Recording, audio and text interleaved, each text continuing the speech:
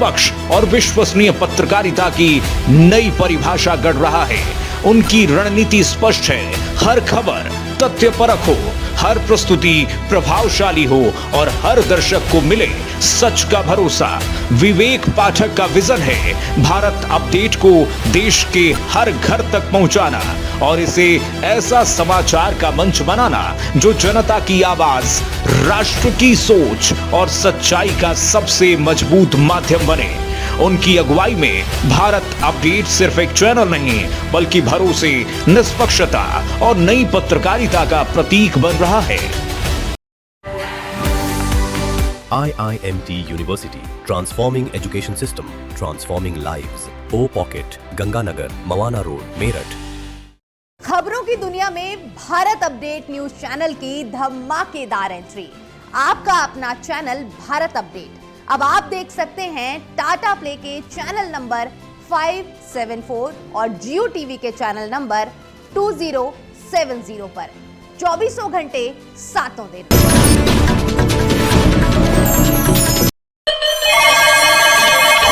खबर अब सिर्फ स्टूडियो तक सीमित नहीं होगी।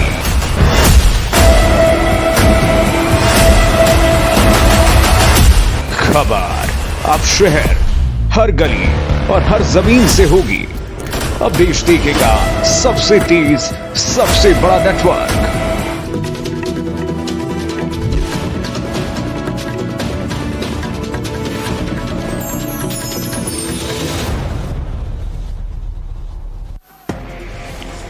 लखनऊ में श्रम विभाग का प्रेजेंटेशन, सीएम योगी ने की राजस्व विभाग की समीक्षा। सीएम ने देखा अर्ली वार्निंग सिस्टम का प्रस्तुतिकरण।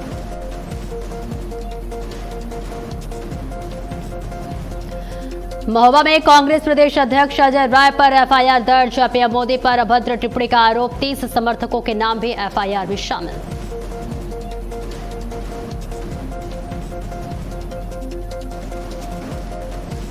पेट्रोल और डीजल की कीमतों में फिर हुई बढ़ोतरी। 10 दिन में तीसरी बार बढ़े पेट्रोल के दाम। पेट्रोल 87 पैसे और डीजल 91 पैसे हुआ महंगा।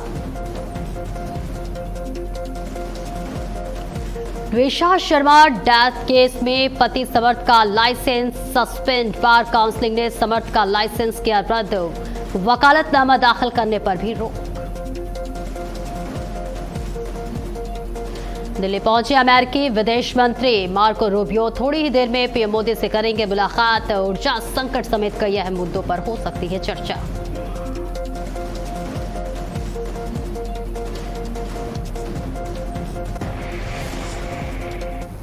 नमस्कार, भारत अपडेट देख रहे हैं आप। मैं हूं आपके साथ सपना दीपक मदेशा। बुलेटिन का आगाज करेंगे बड़ी खबर के साथ। पेट्रोल और डीजल की कीमतों में फिर से हुआ इजाफा।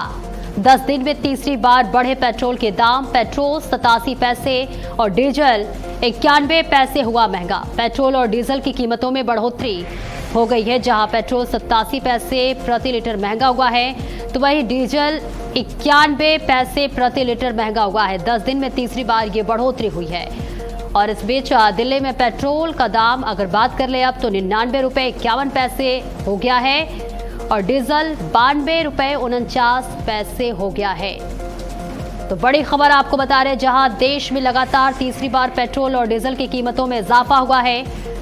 इसको लेकर लोगों की क्या राय है ये भी हम आपको सुनाएंगे, लेकिन उससे पहले ये बड़ी जानकारी आप तक पहुंचा रहे हैं, जहां लगातार 10 दिन में तीसरी बार दामों में इजाफा हुआ है। पेट्रोल 87 पैसे और डीजल 91 पैसे प्रति लीटर महंगा हो गया है, जिसके बाद अब एक बार फिर से कहा जा रहा है कि आम जनता पर महंगाई की मार एक बार फिर से पड़ने वाली है। देखिए तस्वीरें आपको दिखा रहे हैं ग्राफिक्स के जरिए, जहां दिल्ली में अब 99 रुपये 51 पैसे प्रति लीटर जो है वो पेट्रोल मिलने वाला है। इसके साथ ही मुंबई में 108 रुपये 44 पैसे प्रति लीटर, चेन्नई में 105 रुपये 36 पैसे प्रति लीटर अब पेट्रोल मिलेगा। इसके साथ ही कोलकाता में 110 रुपये 57 पैसे प्रति लीटर के हिसाब से पेट्रोल मिलने वाला है। तो पेट्रोल और डीजल के दामों में एक बार फिर से इजाफा हो गया है, जिसके बाद अब पेट्रोल 99 रुपये 51 पैसे प्रति लीटर मिलेगा। तो पेट्रोल में 87 पैसे की बढ़ोतरी हुई है, जिसके बाद कहा जा रहा है कि एक बार फिर से महंगाई का मार जनता पर पड़ रही है, जिसके बाद कहा जा रहा है कि 10 दिन में ये तीसरी बार पेट्रोल और डीजल के दामों में इजाफा हुआ है। तो पेट्रोल और डीजल की कीमतों में फिर से बढ़ोतरी हुई है। 10 दिन में तीसरी बार पेट्रोल और डीजल के दाम बढ़े हैं और एक बार फिर से दामों में बढ़ोतरी के बाद से आम जनता की प्रतिक्रियाएं भी सामने आ रही हैं, जिसके बाद आम जनता पर अब महंगाई का मार लगातार पड़ रहा है। जहां पेट्रोल 87 पैसे और डीजल 91 पैसे महंगा हुआ है, तो पेट्रोल और डीजल की कीमतों में लगातार बढ़ोतरी हो रही है और ये तीसरा बार है जहां 10 दिन में तीसरी बार पेट्रोल और डीजल के दामों में बढ़ोतरी हुई है। ये बड़ी खबर आपको बता रहे हैं, जहां पेट्रोल और डीजल के दामों में एक बार फिर से इजाफा देखने को मिला है और कहा जा रहा है कि 10 दिन में ये तीसरी बार है जब पेट्रोल और डीजल के दाम बढ़े हैं।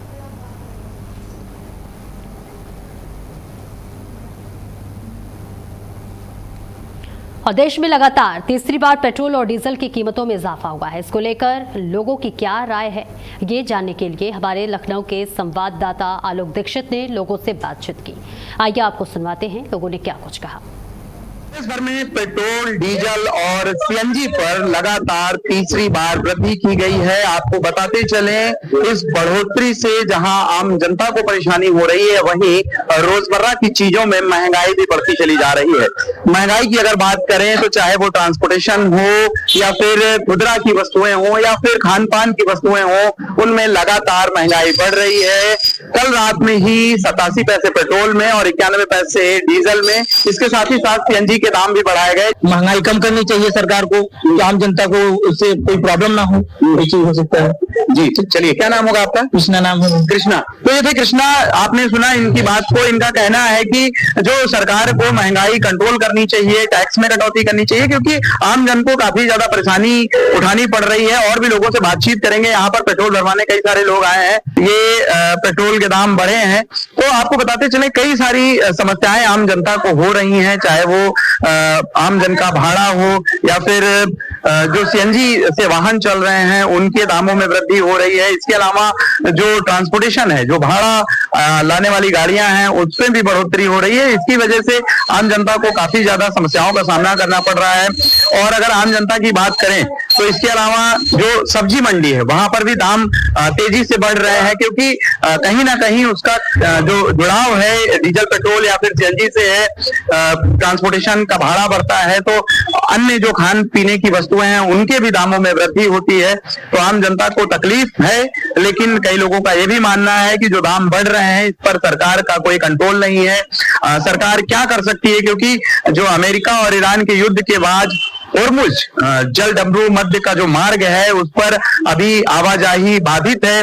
आवाजाही ना होने की वजह से जो वहां से तेल का निर्यात आयात किया जाता है तो उसमें भी समस्या हो रही है। सीएनजी भी नहीं आ पा रही है, तो लोगों में इसको लेकर के गुस्सा भी है और कुछ लोग समर्थन भी करते दिखाई दे रहे हैं। वीडियो जर्नलिस्ट संदीप के साथ मैं आलोक दीक्षित, भारत अपडेट, लखनऊ।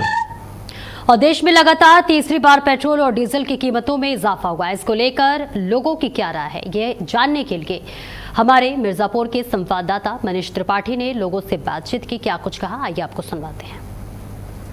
हम खड़े हैं मां विंध्यवासिनी फिलिंग स्टेशन पे और जैसा कि 10 दिन में तीसरी बार पेट्रोल की कीमतें बढ़ी हैं और यहाँ पे लोगों का कहना है कि जो कीमतें बढ़ रही हैं पेट्रोल की, इससे रोजमर्रा की चीज़ें जो है, उनके ज़रूरतों की चीज़ें जो है वो महंगी होगी। और यहाँ पे बहुत लोग हैं, यहाँ पे उपभोक्ता लोग हैं, उनसे हम जानना चाहते हैं उनकी प्रतिक्रिया क्या है। जी आपका परिचय? जी मैं सुमन हूँ, मैं महाराष्ट्र से हूँ। अच्छा, महाराष्ट्र से आए हैं जी, माँ विंध्यवासिनी का दर्शन करने। अच्छा, ये जिस हिसाब से ये तीसरी बार 10 दिन में पेट्रोल की कीमत बढ़ी है, क्या कहना है आपका? पेट्रोल की कीमत बढ़ी, इससे परेशानी तो है ही, लेकिन सबसे बड़ी बात है कि पेट्रोल मिल जा रही है, ये ज़्यादा इम्पोर्टेंट है।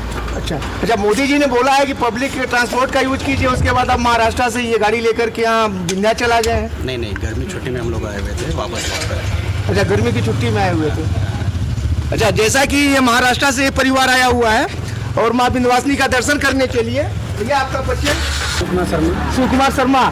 जिस हिसाब से ये पेट्रोल की कीमत बढ़ रही है, क्या कहना है आपका? क्या कहना है कि आज जो स्थिति है तो झेलना ही पड़ेगा, 2 रुपये बढ़ रहा है तो बट फिर भी ये आर्थिक स्थिति देश की व्यवस्था जो देखना है हाँ। उसको भी कवर करना है, इसलिए कोई दिक्कत नहीं है। अच्छा, आप दिक्कत नहीं है। नहीं, 1-2 रुपया अगर बढ़ रहा है, अन्य देशों में तो 50-60% बढ़ोतरी हो जाती है, प्रेजेंट टाइम 3% 4% बढ़ोतरी हो रही है। हाँ। तो आर्थिक स्थिति देखते हुए उसको भी देखना पड़ेगा। अब तक के लिए बस इतना ही। मैं मनीष त्रिपाठी, भारत अपडेट, मिर्जापुर।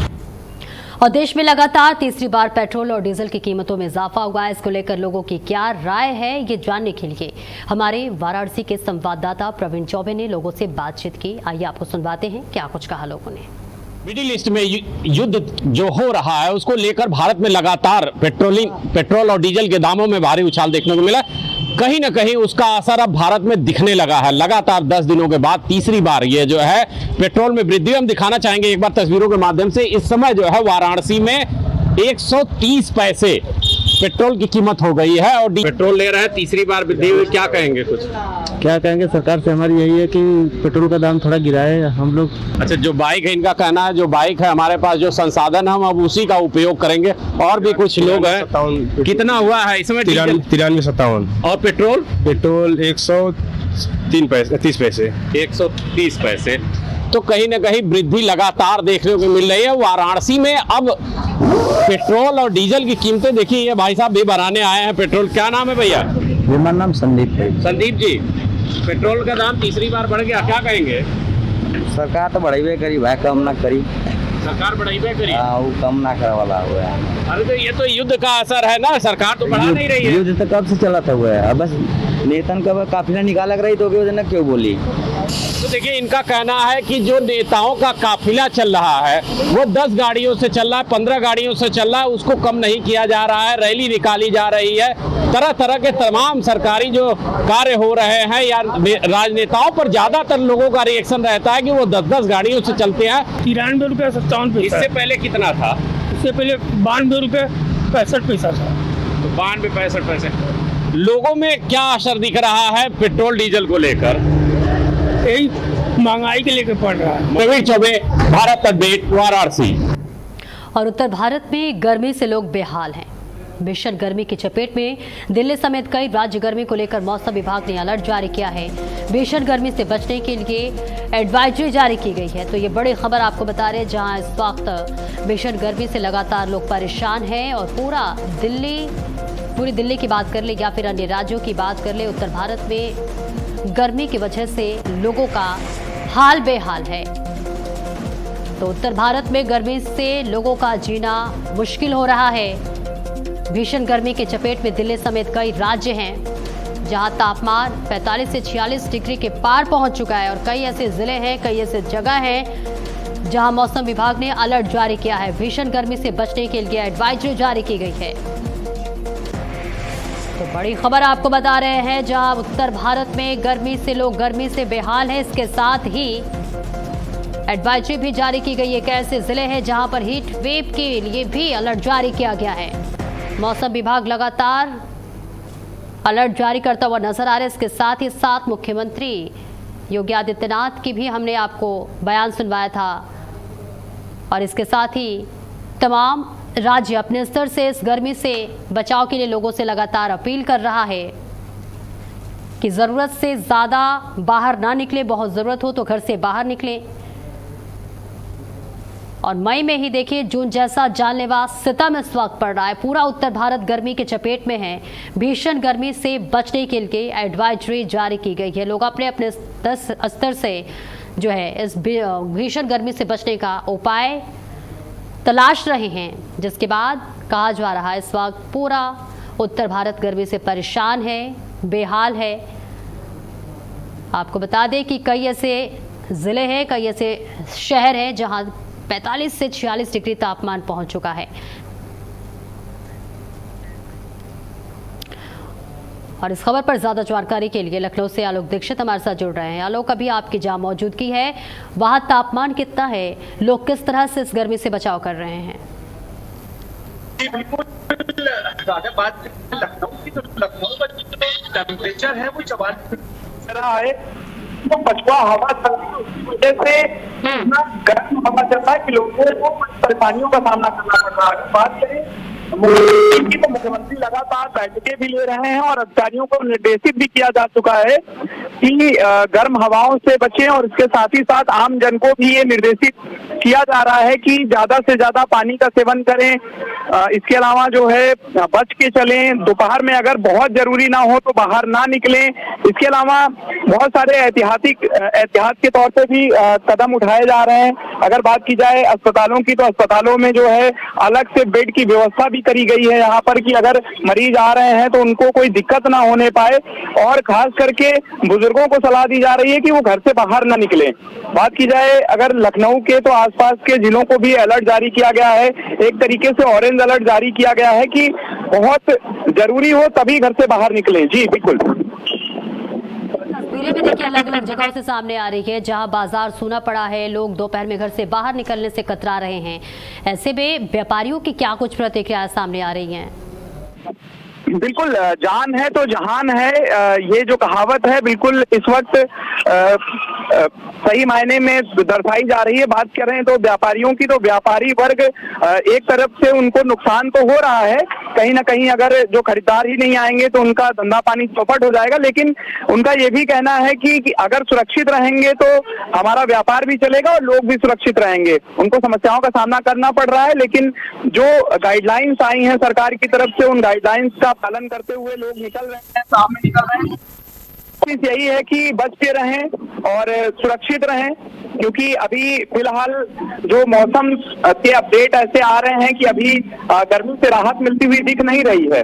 खास करके बुंदेलखंड के एरियाज जो हैं, जो बांदा जिला है या फिर महोबा जिला है, झांसी जिला है, इन जिलों में भी लगातार गर्मी से बिल्कुल राहत नहीं मिल रही है और लगातार टेम्परेचर बढ़ता हुआ जा रहा है।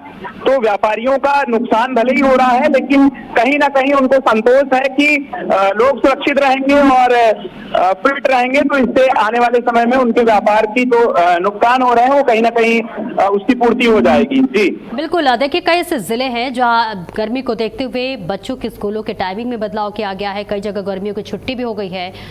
लखनऊ में क्या कुछ अभी एडवाइजरी जारी किया गया है स्कूलों के लिए? देखिए, लखनऊ में ग्रीष्मावकाश जारी कर दिया गया है।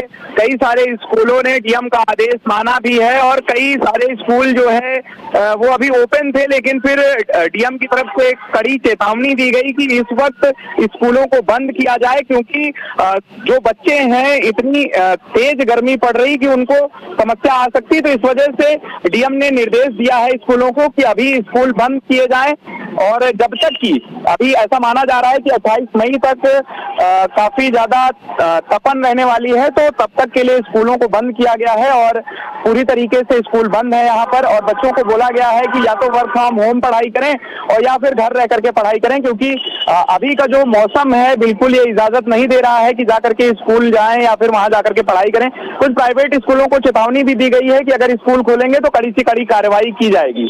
जी बहुत बहुत शुक्रिया आलोक इस महत्वपूर्ण जानकारी के लिए। और चलिए आगे बढ़ते हैं, जो आपको बताते चले कि वाराणसी में भीषण गर्मी और हीट वेव का असर लगातार बढ़ता जा रहा है। वहीं तापमान की बात कर ले, 45 से 47 डिग्री सेल्सियस के बीच पहुंचने के बावजूद लोगों की आस्था कम होती नहीं दिख रही है। काशी विश्वनाथ में बड़ी संख्या में श्रद्धालु दर्शन के लिए पहुंच रहे हैं।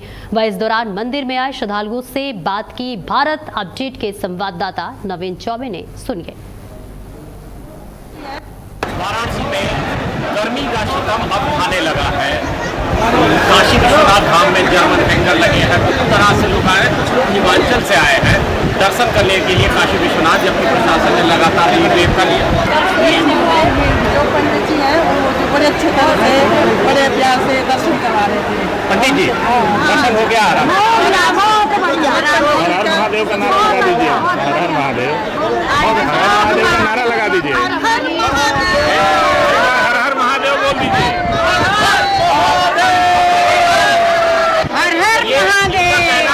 स्नो पड़ती है, हम वहाँ से आए हैं, लेकिन यहाँ 42 डिग्री टेम्परेचर भी हमें कोई परवाह नहीं है। बाबा के दर्शन हुआ।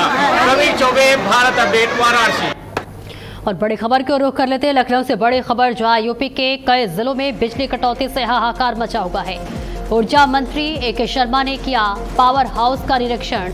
बढ़ती गर्मी के बीच बिजली मांग को लेकर की समीक्षा बैठक। तकनीकी समस्याओं से निपटने के लिए अधिकारियों को निर्देश दिए। मेंटेनेंस टीम को 24 घंटे 7 दिन अलर्ट रहने के आदेश जारी किए गए हैं। तो देखिए, बढ़ती गर्मी की वजह से बिजली में कटौती को लेकर अब लोगों का गुस्सा इस वक्त चरम पर है। भीषण गर्मी को लेकर बिजली में कटौती हो रही है, जिसके बाद गर्मी लगातार बढ़ रही है। और देखिए, तकनीकी समस्याओं से निपटने के लिए यहाँ पर निरीक्षण किया जा रहा है और साथ ही साथ मेंटेनेंस टीम को भी आदेश दिया गया है कि 24 घंटे 7 दिन निगरानी करे। तो लखनऊ से ये बड़ी खबर, जहां यूपी के कई जिलों में बिजली कटौती से हाहाकार मचा हुआ है। ऊर्जा मंत्री ए के शर्मा ने पावर हाउस का निरीक्षण किया। इस दौरान कई आदेश दिए। उन्होंने बढ़ती गर्मी के बीच बिजली मांग को लेकर की समीक्षा बैठक। इसके साथ ही आदेश दिया कि किसी भी तरह की दिक्कत ना हो, 24 घंटे 7 दिन सुविधाएं मिलनी चाहिए। बढ़ती गर्मी के बीच लगातार बिजली कटौती इस वक्त होते हुए नजर आ रही है। बरेली में ऑल इंडिया मुस्लिम जमात के अध्यक्ष मौलाना शाहबुद्दीन रजवी ने बकरीद को लेकर अपील जारी की है। उन्होंने कहा कि कुर्बानी खुले स्थानों पर ना करें, इसके लिए घर या स्लॉटर हाउस का इस्तेमाल करें। इसी के साथ उन्होंने सोशल मीडिया पर कुर्बानी के फोटो और वीडियो पोस्ट करने से भी बचने की सलाह दी है। इस मामले को लेकर मौलाना ने कहा कि सड़क और चौराहों पर नमाज पढ़ने के बजाय मस्जिदों और घरों में नमाज अदा करें। साथ ही दूसरे धर्मों की भावनाओं का सम्मान करने, प्रतिबंधित जानवरों की कुर्बानी न करने और किसी विवाद की स्थिति में शांतिपूर्ण तरीके से प्रशासन को सूचना देने की अपील की है।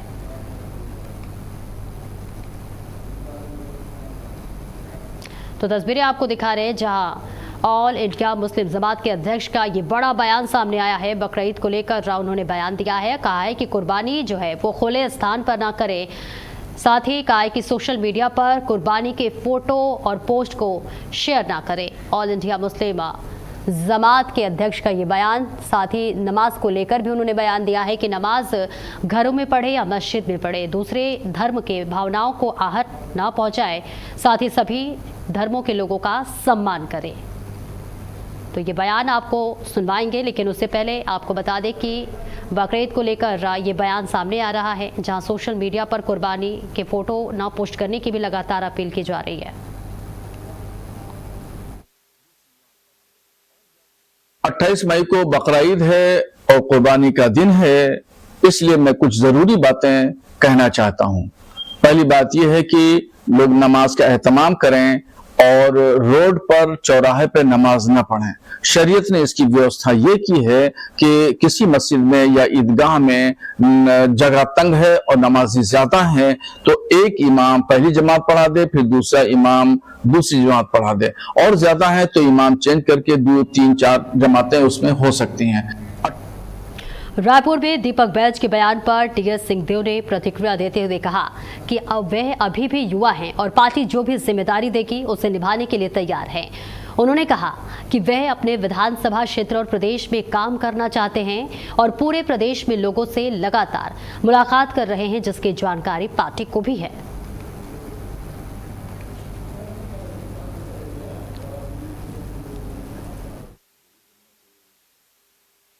मैं नहीं कह सकता क्या ध्यान में रख के उन्होंने बोला, तो हमारे अध्यक्ष हैं और मेरे उनसे बड़े प्रिय संबंध भी हैं जो बने रहेंगे।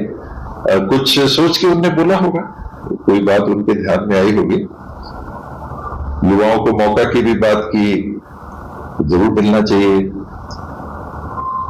मैं भी अभी भी अपने आप में युवा वाली ऊर्जा महसूस करता हूं, तो मुझे लगता है वो मेरे लिए भी संकेत दे रहे हैं कि हाँ, युवा ऊर्जा जिनके पास है उनको मौका मिलते रहे काम करने का। पार्टी जो उन्होंने कहा कि अंततः हाईकमान जो जवाबदारी देती है वही हम लोग निभाते हैं।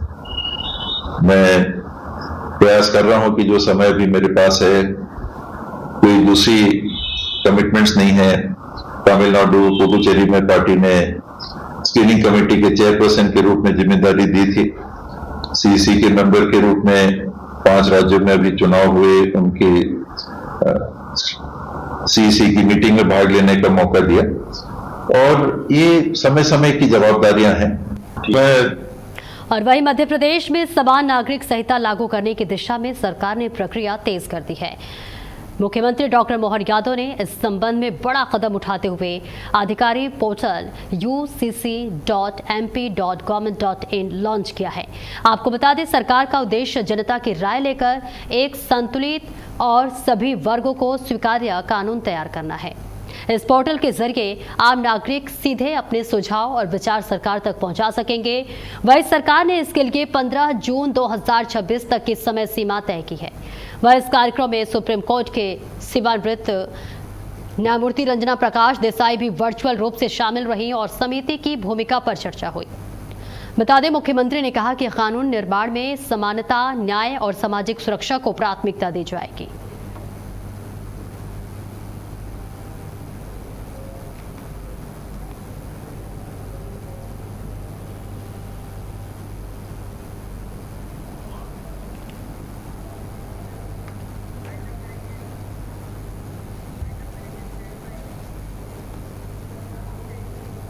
फिलहाल इस बुलेटिन में इतना ही। नमस्कार।